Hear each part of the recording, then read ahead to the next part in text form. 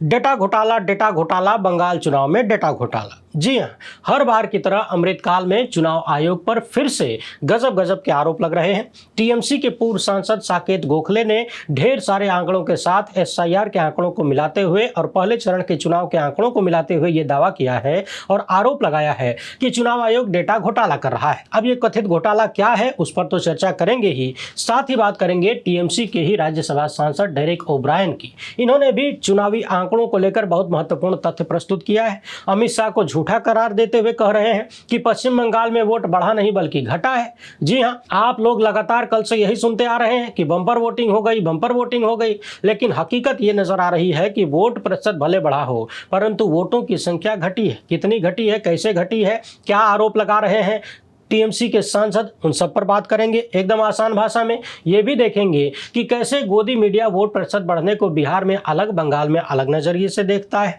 अच्छा, पहले चरण की वोटिंग के बाद हमने रात में लाइव किया था, उसमें कुछ बेहद महत्वपूर्ण तथ्य पश्चिम बंगाल के बारे में बताया था, खासकर लेफ्ट के वोटों को लेकर। इसके बाद कुछ दर्शकों ने कहा कि इसे वीडियो में भी शामिल करिए और पूरी बात बताते हुए एक बार फिर से समझाइए, क्योंकि वो बात कहीं और मिल नहीं रही है, तो उसे भी समझेंगे, इसलिए एकदम टकटकी लगाकर देखिएगा। पहली बार है तो चैनल को सब्सक्राइब करके घंटी बजा दीजिए टन से। हर वीडियो को लाइक और शेयर करना आपकी जिम्मेदारी है। इसके अलावा हमारा काम पसंद आता हो तो इस QR कोड या फिर मोबाइल नंबर का प्रयोग करते हुए जो भी हो सके आर्थिक सहयोग भेजने का प्रयास जरूर करें। बहुत बहुत धन्यवाद। सबसे पहले तो चुनाव आयोग पर जो डेटा घोटाला करने का आरोप लग रहा है उसे देख लेते हैं।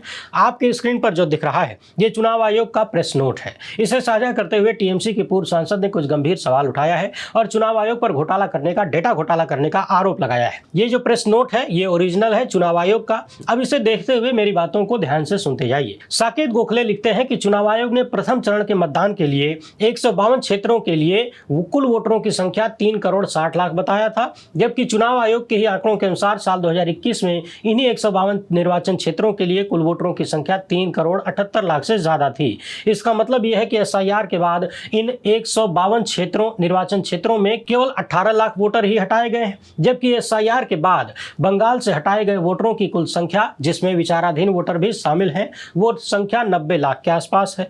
तो अब समझने वाली बात यह है कि अगर पहले चरण के 152 निर्वाचन क्षेत्रों में एसआईआर के बाद केवल 18 लाख वोटर कम हुए तो इसका मतलब यह निकलता है कि जो दूसरे चरण में 142 सीटें हैं वहां पर कुल हटाए गए वोटरों की संख्या 72 लाख होनी चाहिए। एक बार फिर से सुनिए, पश्चिम बंगाल में 2 फेज में चुनाव है, कुल सीटें 294 हैं, 152 सीटों पर पहले चरण में मतदान हो चुका है, 142 सीटों पर दूसरे चरण में होगा। पूरे पश्चिम बंगाल से 90 लाख से ज्यादा वोटरों को हटाए जाने की बात हो रही है, जिन्हें इस बार वोटिंग राइट नहीं मिला। अब समझने वाली बात यह है कि पिछले चरण में कुल वोटरों की संख्या चुनाव आयोग ने 3 करोड़ 60 लाख बताया था। साकेत गोखले के अनुसार पिछली बार इन्हीं 152 सीटों पर कुल वोटर 3,78,000 से ज्यादा थे। अब सवाल ये उठता है कि क्या 152 सीटों में सिर्फ 18 लाख वोटर कम हुए, बाकी जो 142 सीटें बची हैं उनमें 72 लाख वोटर कम होने चाहिए इस हिसाब से, तभी तो 72 और 18 मिलकर 90 लाख की संख्या पूरी होती है। साकेत गोखले का कहना है कि यह बात समझ से भी परे है। चुनाव आयोग प्रथम चरण में मतदान करने वाले निर्वाचन क्षेत्रों के वोटरों की कुल संख्या जारी नहीं कर रहा ताकि अभूतपूर्व हाई वोटिंग के अपने झूठे दावे को कायम रख सके। ज्ञानेश कुमार भाजपा के उस प्रोपेगेंडा को आगे बढ़ाने में मदद कर रहे हैं जिसमें भाजपा ही दिखाने की कोशिश कर रहे हैं कि ज्यादा वोटिंग यानी सत्ता विरोधी लहर। चुनाव आयोग इस तरह बेशर्मी से आंकड़ों में हेरफेर कर रहा है। अब तक चुनाव आयोग ने पहले चरण के कुल वोटरों और कुल मतदान के आंकड़े जारी नहीं किए, यानी प्रतिशत तो जारी कर दिया, आंकड़े क्यों नहीं दे रहे। यानी इस ट्वीट में साकेत गोखले का मूल सवाल यह है कि अगर 152 सीटों पर मात्र 18 लाख मतदाता कम हुए तो क्या 142 सीटों पर 72 लाख कम हुए हैं, तभी तो 90 लाख की संख्या पूरी होगी। और इन्हीं चीजों को लेकर इन्होंने चुनाव आयोग पर डेटा घोटाला करने का आरोप लगा दिया है। यह आरोप उनका है, हमारा नहीं। और यह भी आरोप लगा रहे हैं कि चुनाव आयोग केवल प्रतिशत में आंकड़े दे रहा है, फाइनल डिजिट नहीं दे रहा। उधर टीएमसी के ही राज्यसभा सांसद डेरेक ओब्रायन ने बीजेपी और गोदी मीडिया के उस प्रोपेगेंडा पर हमला किया है जिसके तहत बार बार यह दावा किया जा रहा है कि अधिक वोटिंग हुई है, यानी सत्ता विरोधी लहर है। वैसे डेरेक ओब्रायन की बातों पर आने से पहले एक बात यह भी समझने वाली है, हाल ही में बिहार में भी एसआईआर हुआ था, पोलिंग प्रतिशत बढ़ गया और रूलिंग पार्टी जीत गई, यानी एनडीए की जीत हुई। बंगाल बंगाल और तमिलनाडु में भी एसआईआर हुआ, पोलिंग परसेंट बढ़ा है। कैसे बढ़ा है वही देखना है। लेकिन भाजपा और उसका पालतू मीडिया बार बार बता रहा है, गोदी मीडिया और उसके लपटझंडिस बता रहे हैं कि पोलिंग परसेंट बढ़ गया, इसलिए पश्चिम बंगाल और तमिलनाडु में बीजेपी जीत जाएगी। यानी बिहार में पोलिंग परसेंट बढ़ता है तो सरकार रिपीट होती है, लेकिन बंगाल और तमिलनाडु में पोलिंग परसेंट बढ़ता है तो वो सत्ता विरोधी लहर है। मैंने गोदी मीडिया वाले और साथ में बीजेपी वाले भी खुद के ही फार्मूले को फेल करते हुए दिख रहे हैं। बहरहाल सवाल तो यह है कि क्या पोलिंग सच में बढ़ी है या केवल परसेंट बढ़ा है। इसे लेकर टीएमसी सांसद ने जो बातें लिखा है जरा ध्यान से सुनिए। 2021 और 2026 दोनों के आंकड़े प्रस्तुत कर रहे हैं और बताने का प्रयास कर रहे हैं कि किस तरीके से वोट प्रतिशत भले ही बढ़ा हुआ दिख रहा है, मगर वोटों की संख्या की जब हम बात करते हैं तो वो पिछली बार की तुलना में कम है इनके आंकड़ों के अनुसार। इन्होंने जो बातें लिखा है उसे एकदम आसान भाषा में आपके सामने रख रहा हूं, ध्यान से सुनते जाइए। सबसे पहले इनका दावा है कि 2021 का डाटा देखिए। इन 152 सीटों पर कुल वोटरों की संख्या थी 3,67,00,000, वोटिंग परसेंट था 84%, यानी कुल वोट पड़े कितने संख्या में 3,10,00,000। अब 2026 का आंकड़ा देखिए। इस बार इन्होंने दावा किया है कि एसआईआर के बाद कुल वोटर घट के 3,33,00,000 हो गए, यानी लगभग 34,00,000 कम हो गए। और इस बार पहले फेज में वोटिंग 92.7% बताई जा रही है, जो कि ज्यादा दिख रही है, लेकिन यहाँ कुल पड़े वोटों की संख्या 3,09,00,000 के आसपास होती है। यानी डेरेक ओब्रायन के अनुसार 92.7% वोटिंग ज्यादा दिखने में लग रही है, मगर कुल वोटों की संख्या जब हम गिनते हैं तो 3,09,00,000 के आसपास है, जबकि 2021 में कुल वोट 3,10,00,000 के आसपास पड़े थे। डेरेक ओब्रायन के दिए आंकड़ों के अनुसार 2021 में वोट ज्यादा पड़े, 2026 में वोट कम पड़े हैं गिनती में, यानी परसेंटेज बढ़ गया, असल में वोटों की संख्या घट गई। जो आंकड़े इन्होंने प्रस्तुत किए हैं उनके हिसाब से 83,000 से भी ज्यादा वोट कम पड़े हैं 2021 की तुलना में इस बार, और ऐसा इसलिए हुआ क्योंकि वोटों की संख्या कम हो गई है। हालांकि उनके दिए आंकड़ों की पुष्टि हम अपनी तरफ से बिल्कुल नहीं कर रहे, क्योंकि अलग अलग जगह अलग अलग आंकड़े दिख रहे हैं, चक्कर-घिन्नी हो जा रही है। चुनाव आयोग कुछ और आंकड़ा देता है, नेता लोग कुछ और आंकड़ा देते हैं, अखबारों में कुछ और आंकड़ा दिखता है, हर तरफ खिचड़ी बन गई है, आम आदमी बेचारा चकरा के मिल जाएगा। उधर चुनाव आयोग के पूर्व मुख्य चुनाव आयुक्त का कहना है कि लोग अभूतपूर्व 92% मतदान को लेकर, वोटिंग को लेकर अटकलें लगा रहे हैं, लेकिन अगर 70 लाख वोटों को हटाया न गया होता तो ये आंकड़ा 83% होता। यानी ये जो आंकड़ा बढ़ा हुआ दिख रहा है ये केवल और केवल बड़ी संख्या में वोट कटने के कारण दिख रहा है। यानी वोट प्रतिशत भले ही बढ़ा हुआ दिखे, डाले गए वोटों की मूल संख्या कम है।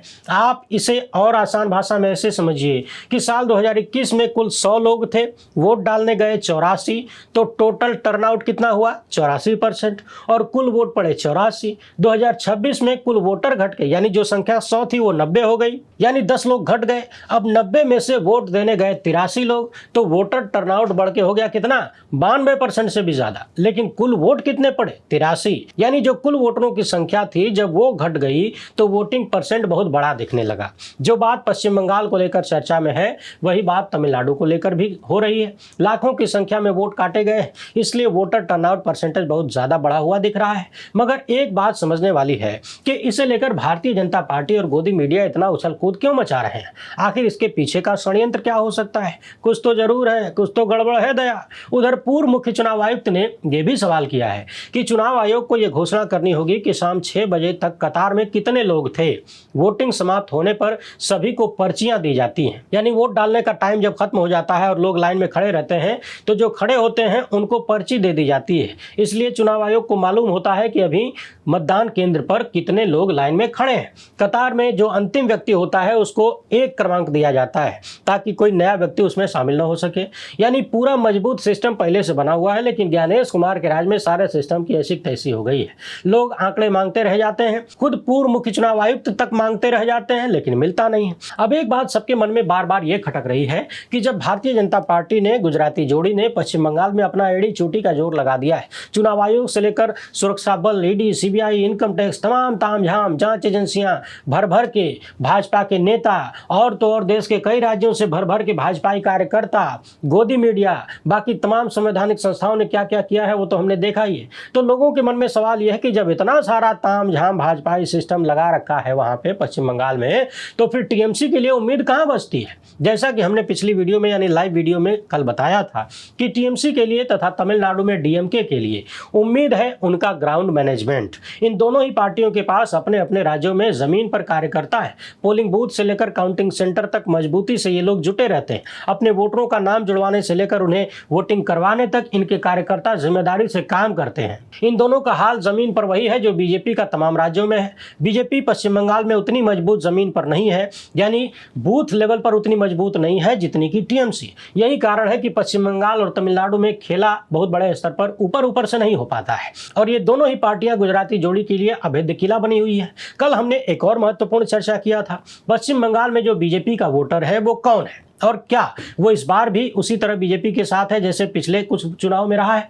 ये सवाल इसलिए क्योंकि पश्चिम बंगाल में जो वोटर है बीजेपी का, वो मूलतः बीजेपी की विचारधारा का नहीं है। कल ही हमने आपको बताया था कि कैसे पिछले 20 साल में पश्चिम बंगाल में वोट प्रतिशत और सीटों के लिहाज से लेफ्ट गिरता रहा, बीजेपी उठती रही। आप इन चार्ट के माध्यम से देख सकते हैं। विधानसभा चुनाव में साल 2006 में लेफ्ट फ्रंट 50 से ज्यादा प्रतिशत वोट लेकर आता है, बीजेपी मात्र 2% पे रहती है। और 2021 में यदि आप ध्यान से देखें तो लेफ्ट फ्रंट लगातार गिरता है और बीजेपी लगातार मजबूत हो रही है। इसी तरह जब आप सीटों के लिहाज से देखते हैं तब भी दिखता है कि 2006 में लेफ्ट 235 सीट लेकर आता है, बीजेपी 0 पर होती है। 2021 आते आते लेफ्ट 0 पर आ जाता है, बीजेपी 77 पे पहुंच जाती है। तो पश्चिम बंगाल के बारे में माना यह जाता है कि बीजेपी का अपना मूल वोटर, अपने विचारधारा का वोटर हिंदुत्ववादी वोटर नहीं है। ज्यादातर जो वोटर हैं वहां पर बीजेपी को मिले हुए वो लेफ्ट वाले हैं जो कि टीएमसी के खिलाफ भाजपा के पास चले गए, परंतु विचारधारा मैच नहीं करती। लेकिन कहा जाता है ना कि दुश्मन का दुश्मन दोस्त होता है, तो मजबूरी में बीजेपी का दोस्त बना हुआ है। यानी लेफ्ट की विचारधारा वालों को टीएमसी को पीछे करना है तो वो मजबूरी में बीजेपी के साथ चले गए। इसी तरह यदि हम लोकसभा की भी बात कर लें तो साल 2009 से लेकर 2024 के लोकसभा चुनाव तक के आंकड़े आप अपनी स्क्रीन पर देखिए।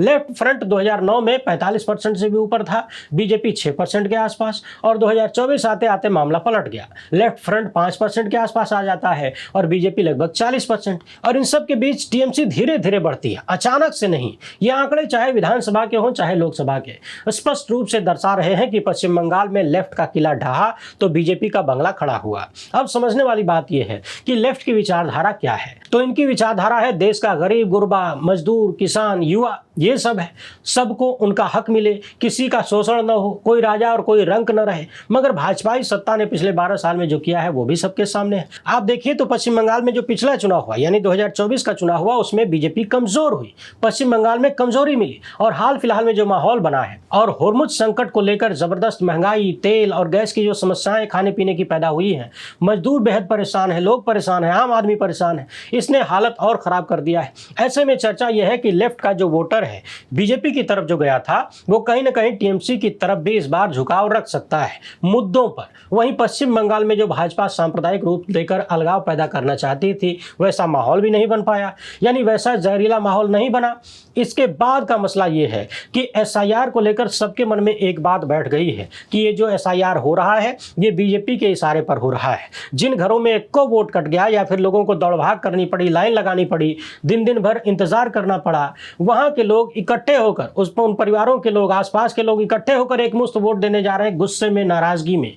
जो घंटा घंटा लाइन में खड़ा करवाए थे, काम धाम छोड़ के भटकते रहे लोग, उन सब की नाराजगी है। मुसलमानों का वोट काटने की बात लगातार चर्चा में रही तो उधर भी नाराजगी है कि ये हमारे वोटिंग राइट को छीनना चाहते हैं। राइट को बचाना है तो यही मौका है, चलो खुल के वोट करो, दबा के वोट करो। उधर पश्चिम बंगाल में बीजेपी जिस प्रयास में थी कि मुस्लिम वोटों को बांटना है वो भी पूरी तरह से नहीं हो पाया। हुमायूं कबीर जैसे लोगों का सहारा लेकर कथित रूप से मुस्लिम वोट बांटने छटकाने की जो प्लानिंग थी वो भी फेल हो गया।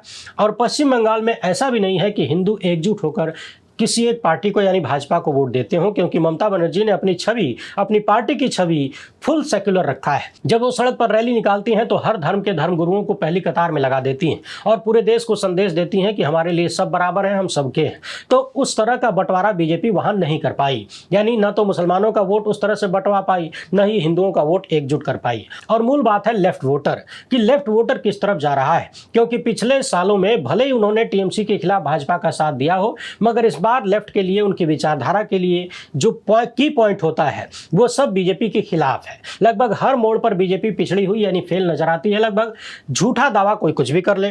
तो लेफ्ट वोटर जो है वो बंगाल में जिस तरफ कायदे से चला जाएगा उधर की गाड़ी मजबूत हो सकती है। बाकी वक्त बताएगा कि कौन किस तरफ कितना गया और किस तरफ कितनी मजबूती आ रही है। इसी बीच केंद्रीय गृह मंत्री अमित शाह का बयान सामने आया है, बाकायदा ट्वीट भी कर रहे हैं, कह रहे हैं कि आज पहले फेज में दीदी के गुंडे घर से बाहर नहीं निकले मैं गुंडों को बोलता हूं दूसरे फेज में भी बाहर मत आना, वरना उल्टा करके सीधा कर दूंगा। अब सवाल यह है कि ये जो भाषा देश के गृहमंत्री ने लिखा है, ये किसकी भाषा है? दुनिया के सबसे बड़े लोकतंत्र में गृहमंत्री विपक्षी पार्टी के लोगों को गुंडा बुलाते हुए धमकी दे रहे हैं और धमकी में उल्टा लटका के सीधा करने की बात कर रहे हैं।